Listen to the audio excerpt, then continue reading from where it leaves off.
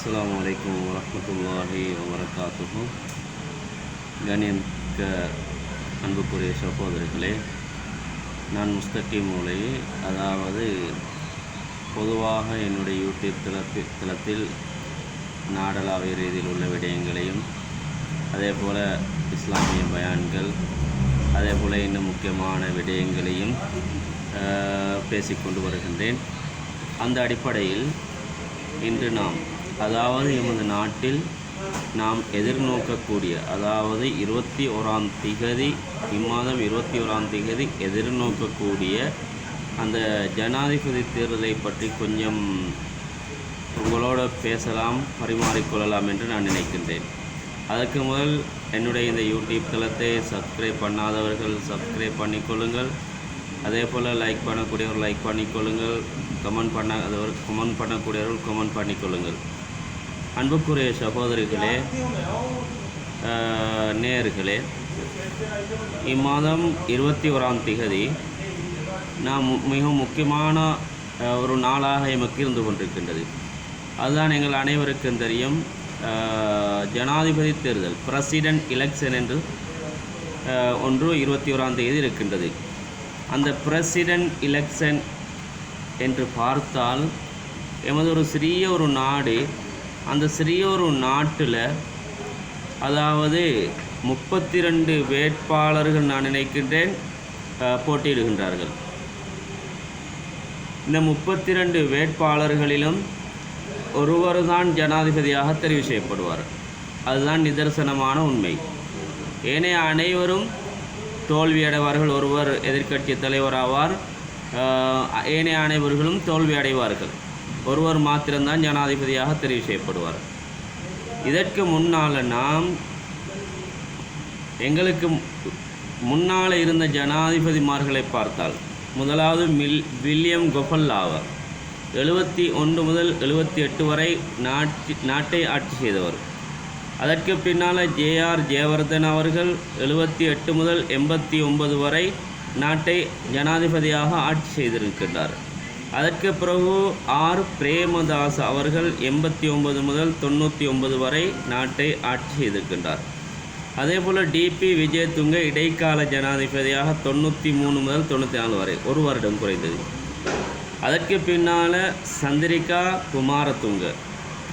பண்டாரநாயக்க குமாரதுங்க அவர்கள் 94 முதல் 2005 வரை ஒரு நீண்ட காலம் ஆட்சி செய்திருக்கின்றார்.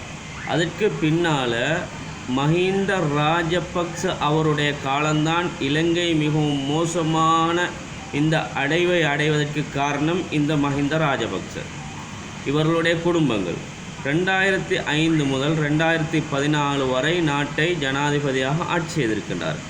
அதற்கு பின்னால் மைத்திரிபால சிறிசேன அவர்கள் 2015 முதல் 2019 வரை ஜனாதிபதியாக நாட்டை ஆட்சி செய்திருக்கின்றார்.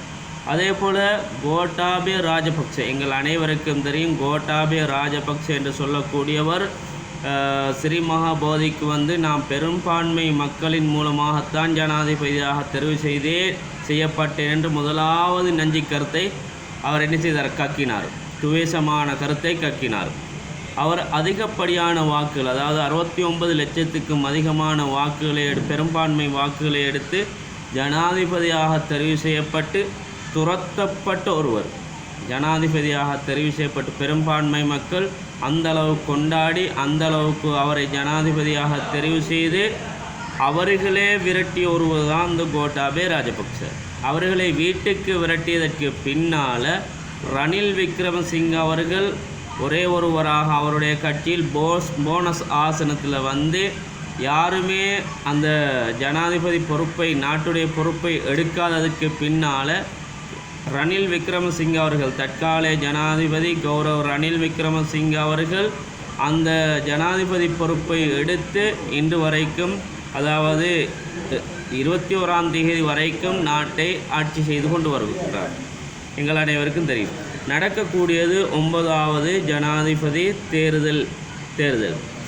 இந்த தேர்தலில் 32 வேட்பாளர்கள் களமிறங்குகின்றார்கள். இந்த சிறிய நாட்டில் 32 வேட்பாளர்கள் களமிறங்குகின்றார்கள். அதிலும் நான் நினைக்கின்ற ஒரு தமிழ் வேட்பாளர் கலந்து கொள்கின்றார். இந்த தேர்தலில் வாக்களிப்பதற்காக வேண்டி 22 தேர்தல் மாவட்டங்கள் உருவாக்கப்பட்டிருக்கின்றது. எங்களுடைய நாட்டில் 25 மாவட்டங்கள் இருக்கின்றன. ஆனாலும் தேர்தல் மாவட்டமாக 22ஆக தேர்தல் ஆணையாளர் அறிவித்திருக்கின்றார். ஏனென்றால் யாழ்ப்பாணம் கிளிநொச்சியும் ஒரு மாவட்டம் தேர்தல் மாவட்டமாகவும், அதே போன்று முல்லைத்தீவு, வவுனியா, மன்னார் இது 3 மாவட்டங்களையும் ஒரு தேர்தல் மாவட்டமாக அப்படியாக சுருக்கி 22 தேர்தல் மாவட்டமாக அறிவித்திருக்கின்றார்.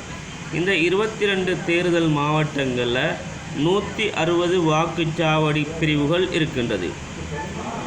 இந்த 22 தேர்தல் மாவட்டத்தில் 1,71,4,354 பேர் வாக்களிப்பதற்கு தகுதி பெற்றிருக்கின்றார்கள்.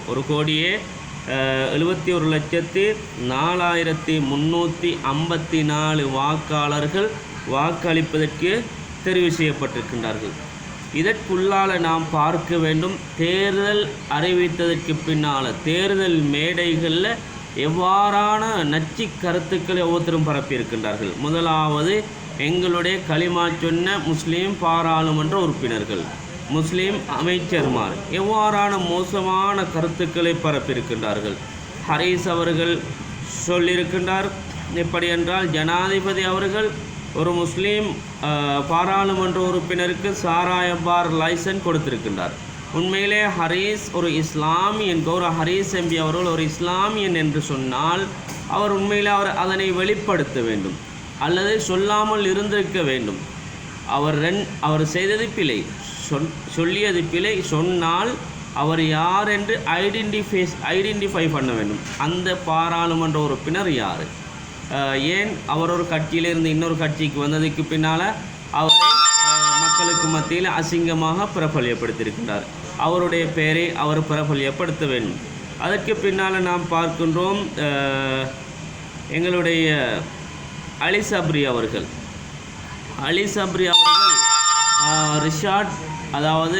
ரிஷாட் பதியுதீன் அவர்களை பார்த்து ஒரு கூட்டத்திலே, கிழக்கு மாகாணம் என்று நினைக்கின்றேன், அந்த கிழக்கு மாகாணத்தில் ஒரு கூட்டத்தில் மட சாம்பிராணி என்று சொல்லி ஆக மோசமான, அதாவது இழிவான, அதே போல் இந்த அநாகரீகமான பேச்சுக்களை பேசியிருக்கிறார். அவர் ஒரு கட்சி தலைவர், அவர் ஒரு வேறு கட்சியை சார்ந்தவராக இருக்கலாம், அலி சப்ரி ஒரு கட்சியை சார்ந்தவராக இருக்கலாம். அதனால் அந்த மட சாம்பிராணி என்று சொல்லக்கூடிய வார்த்தையெல்லாம் பேசுவது மக்களுக்கு முன்னால் ஒரு இன்டலெக்சுவல் பேர்சனுக்கு இது ஒரு முறை அல்ல. அலி சப்ரி என்பவர் ஒரு நல்லதொரு படித்தவர், ஒரு இன்டலெக்சுவல் பர்சன், ஒரு ஜனாதிபதி சட்டத்தரணி.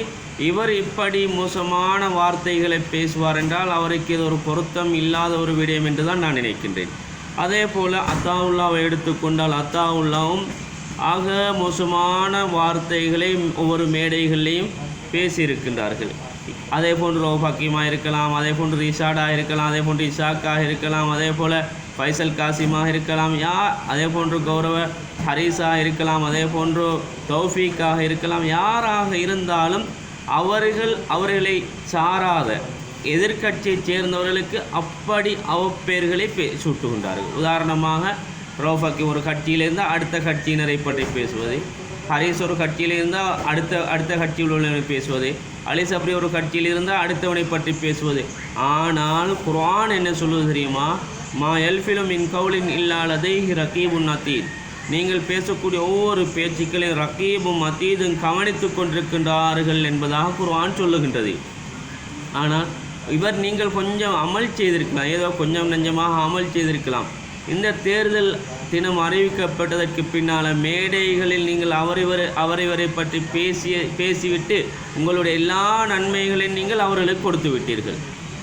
அவ்வளோ மோசமாக நீங்கள் இந்த பிரச்சார மேடைகளில் நச்சு கருத்துக்களை, நச்சு வார்த்தைகளை, மோசமான, அதாவது அநாகரிகமான வார்த்தைகளை நீங்கள் அடுத்தவர்களுக்கு பேசியிருக்கின்றீர்கள். எல்லோரும், ஒருவர் மாத்திரமல்ல, நான் ஒருவருக்கு சார்பாக ஒருவருக்கு எதிராக அல்ல, எல்லோருக்கும் சார்பாகத்தான் சொல்லுகின்றேன்.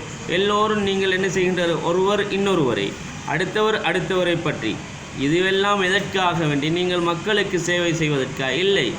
நீங்கள் எல்லோரும் எதற்காக வேண்டி? no one coming to power to save public but to fill their pocket buy properties in foreign country and travel all over the world with their families. நீங்கள் எல்லாரும் உங்களோட குடும்பத்தோட ஃபேமிலி ட்ரிப் போகிறதுக்கும், நீங்கள் எல்லாரும்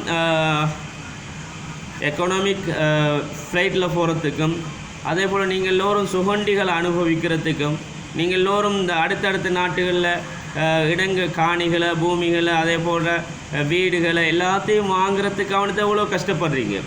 மாறாக பொதுமக்களுக்கு சேவை செய்கிறதுக்கு இல்லை. இப்போ 1000 ரூபா எடுக்கிறேன்னு சொன்னால் 100 ரூபா தான் நீங்கள் பொதுமக்களுக்கு சேவை, 900 ரூபா கூட பொக்கெட்டில். இல்லாட்டி அதாவது இந்த நீங்கள் பொதுமக்களுக்கு சேவை செய்வதற்கு வந்தால் வாரதாக இருந்தால், அதாவது இந்த அம்பாறை மாவட்டத்தில் ஒரு அமைச்சர் இருக்கின்றார், ஒரு பாராளுமன்ற உறுப்பினர் இருக்கின்றார், இலங்கையிலே 12வது கோடீஸ்வரன். இலங்கையிலே 12வது கோடீஸ்வரன். அவர் ஒரு கணித ஆசிரியர் அல்லது விஞ்ஞான ஆசிரியராக இருந்தது பாராளுமன்றத்துக்கு வருவதற்கு முன்னால். இப்பொழுதோ 12வது கோடீஸ்வரன். எங்கே சம்பாதித்த பணங்கள் இதுவெல்லாம் பொதுமக்களுக்கு செலவழிப்பதற்கு வந்த பணங்கள். இப்பொழுது நீங்கள் 12வது கோடீஸ்வரனாக இருக்கின்றீர்கள். அதற்குத்தான் நீங்கள் எல்லோரும் கஷ்டப்படுகின்றீர்கள்.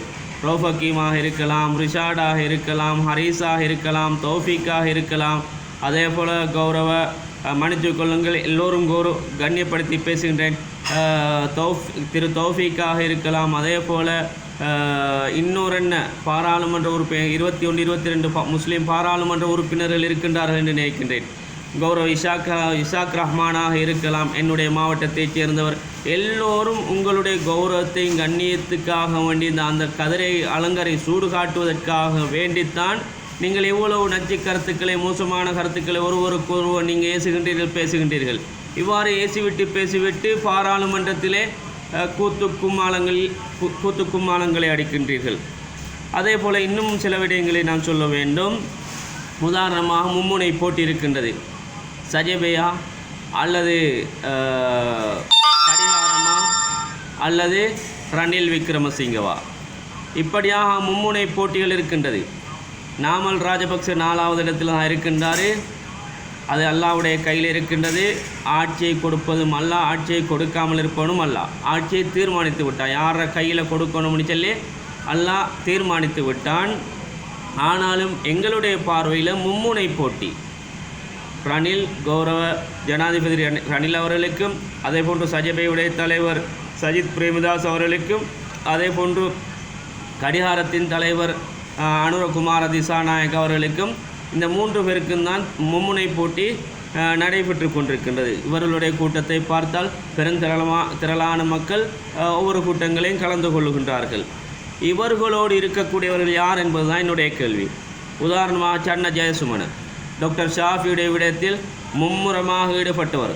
டாக்டர் ஷாஃபி அவர்களை பல கவலைக்கிடமான செய்திகளை, அதாவது ரூமர்ஸ் வதந்திகளை பரப்பி, ஸ்ப்ரெட் த ரூமர்ஸ் வதந்திகளை பரப்பி என்ன செய்தார்? பல மாதங்கள் சிறைச்சாலையிலே அவர் இருந்தார். சிறந்ததொரு மனிதர், நல்லொரு மனிதர், திறமையான ஒருவர், பலருக்கு சேவை செய்யக்கூடியவர். இல்லாத பொல்லாத விடயங்களை சொல்லி சிறையில் அடைப்பதற்கு இந்தளவு கேவலப்படுத்தவில்லை. அல்லாஹ் அவரை கண்ணியப்படுத்தி தான் இருக்கின்றான். இந்த அளவுக்கு மோசமான ஒரு நிலைமையை கொண்டு வந்தவர் சன்ன ஜெயசுமன் அவர்கள், பாராளுமன்ற உறுப்பினர் சன்ன ஜெயசுமன். அதே போன்று ஹலால் அல் ஜிஹாத் அல் கைதா புத்தகத்தின் எழுத்தாளர் சம்பிக்க ரணவக்க, அதாவது துவேஷத்தை கக்கியவர், முஸ்லிம்களுக்கு எதிராக துவேஷ வார்த்தைகளை மேடைகளில் பேசியவர். இவர் யாரோடு இருக்கின்றார்? நான் எந்த கட்சியோடு இருக்கின்றார் என்று யாரையும் சொல்லவில்லை. நான் மேலோட்டமாக உங்களுக்கு ஞாபகப்படுத்தி கொண்டு போகின்றேன். அதே போன்று குர்நாகல் மாவட்டத்தில் முஸ்லீம்களின் வீடுகளையும், முஸ்லீம்களின் கடைகளையும், முஸ்லீம்களின் வியாபார நிலையங்களையும், மதரசாக்களையும் எரிப்பதற்கு சூத்திரதாரியாக இருந்தவர். அவர் யாரோடு இருக்கின்றார்? அதே போன்று ஆனந்த தேரர், வில்பத்து கப்பனவா, ரிஷாட் வில்பத்து கெலே கப்பனவா என்று சொன்னவர் இன்று ரிஷாடோடு தான் இருக்கார். அதெல்லாம் கௌரவ ரிஷாட் அவர்களுக்கு மறந்துட்டுன்னு நான் நினைக்கிறேன். அதே போல் முஸ்லீம்களின் உடல்களை கட்டாயம் தகனம் செய்யத்தான் வேண்டும் என்று சொன்னவர் யார்? நாலக்க கொடஹேவா. இவர் யாரோடு இருக்கின்றார்?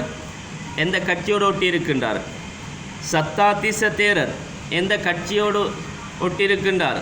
நான் கட்சியுடைய பெயரை குறிப்பிடவில்லை, உங்களுக்கு தெரியும். நீங்கள் எல்லோரும் என்னை விட நான் வெளியே இருப்பதனால நான் இந்த கூட்டத்திலையும் கலந்து கொள்ளலை.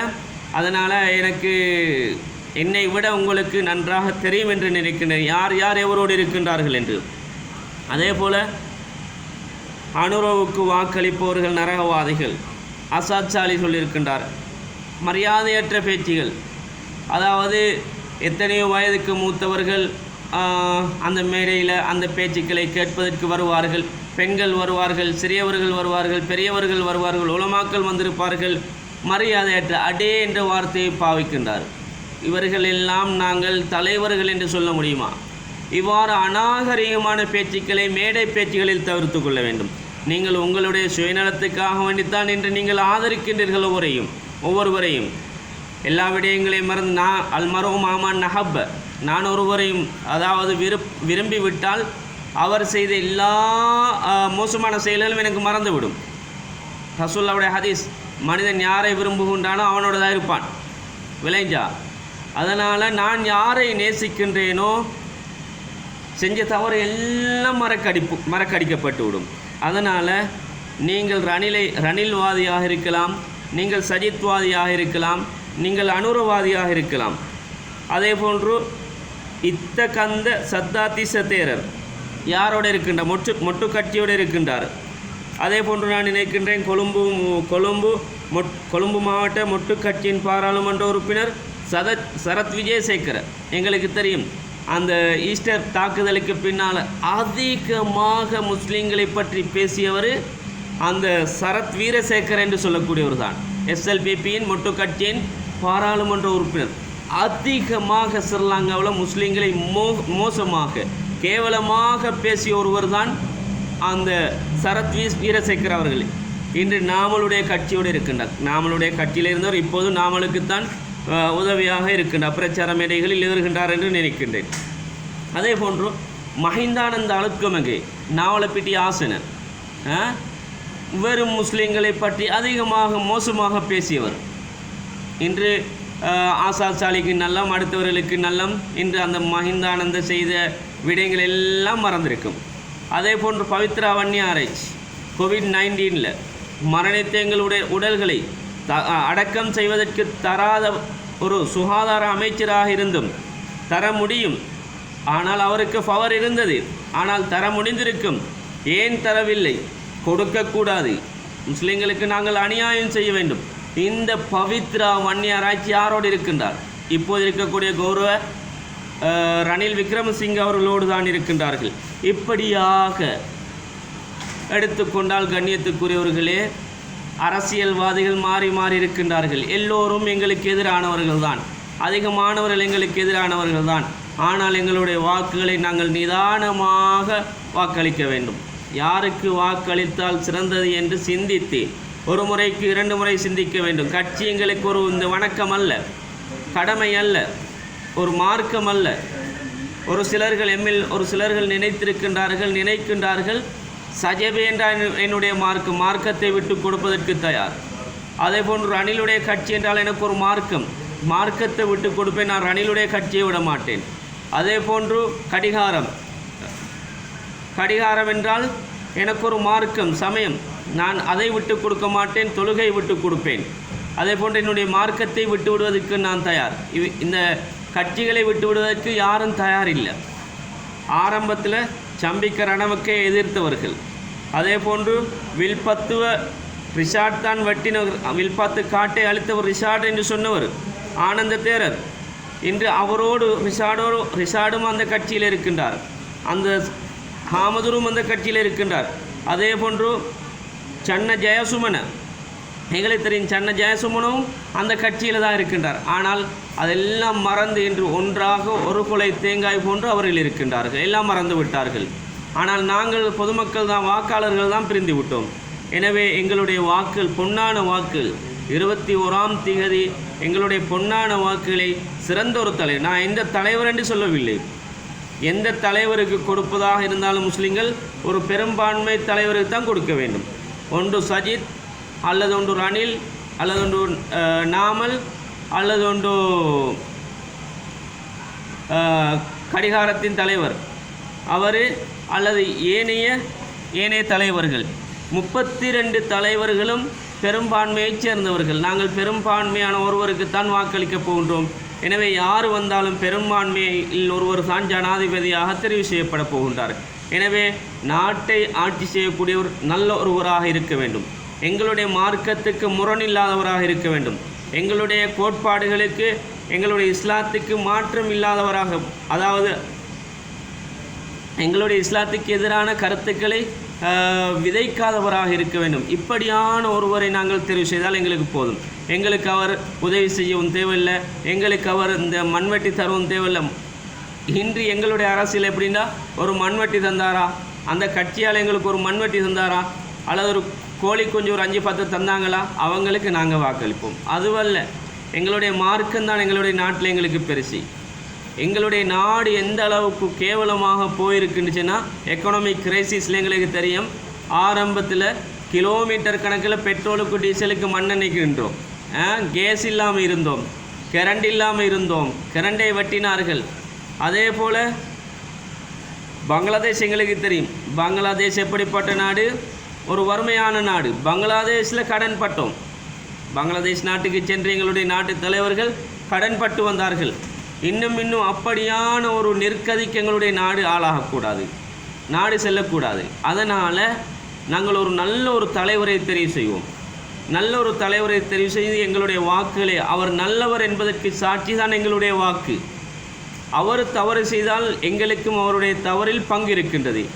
எனவே அன்புக்குரிய வாக்காளர்களே, அன்புக்குரிய இஸ்லாமிய சகோதரிகளே, நல்ல ஒரு தலைவரை 21ஆம் தேதி வாக்களித்து தெரிவு செய்வதற்கு ரப்புல் ஆலமீன் அல்லாஹ் எங்கள் அனைவருக்கும் தௌஃபீக் செய்வானாக என்று வேண்டி நான் இந்த விடயத்தை முடிக்கின்றேன். வாஹிரு தஅவானா அனில் ஹம்துலில்லாஹி ரப்பில் ஆலமீன். அடுத்தது முக்கியமாக நீங்கள் எல்லோரும் நினைவில் வைத்துக் கொள்ள வேண்டும், யாருக்கும் சார்பாகவும் யாருக்கும் எதிராகவும் யாரையும் கேவலமாகவும் நான் இந்த இடத்துல என்னுடைய 22 நிமிஷ பேச்சில் நான் பேசவில்லை என்பதை நான் தெளிவாக சொல்லிக்கொள்ள விரும்புகின்றேன்.